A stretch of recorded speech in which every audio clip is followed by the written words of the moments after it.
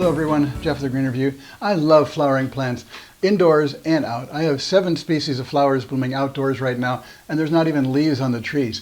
I have daffodils in the back raspberry patch that I can cut off and bring indoors.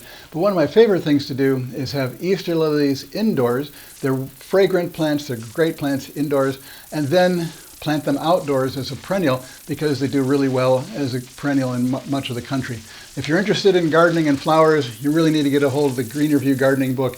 And right now you can go to greenreview.com, follow the links, get to the book portion, and you'll be able to use the code EasterLily to get $30 off the price of the book. Did I mention I like Easter lilies? I like them so much that I went out and bought a few extras. These from the big box store after Easter only cost $1 a piece, and they're going to make great garden plants. Now, just like any other perennial plant that we'd be buying at the store, we want to search and make sure we find the right ones.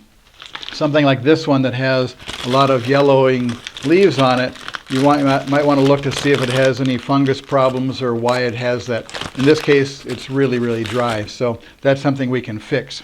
If it's still in the plastic sleeves, you may not want to get it. You may want to look at it really closely to see that there's not any fungus disease that's remained in there because of the plastic keeping it too damp and moist in there, or if it has trapped ethylene gas that has caused all the leaves to fall off. We don't want to get that one either.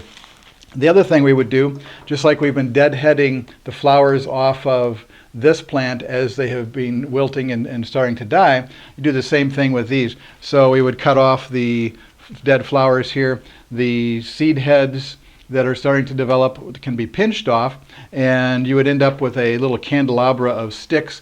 And some people like that, some people don't. And if you don't, just take your scissors or your pruner and just go in and cut the entire top off here, just like that.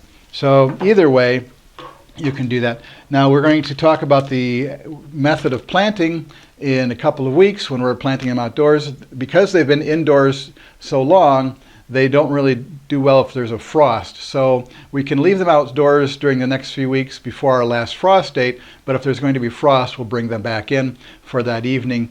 But in the meantime, we can prepare them and then we'll set them outside, and we will talk about the planting part in the second half of this video in a couple of weeks.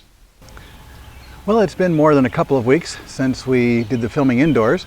We have some of the plants the top have died back and we just have bulbs, and some of the plants are still growing, and so we can either plant them like this, about 6 inches deep, just down in the hole, or if we're planting them with the stalks still attached and the leaves still growing, and planting them at about the same level that they were in the flower pot. So same level on the stem is the top of the soil.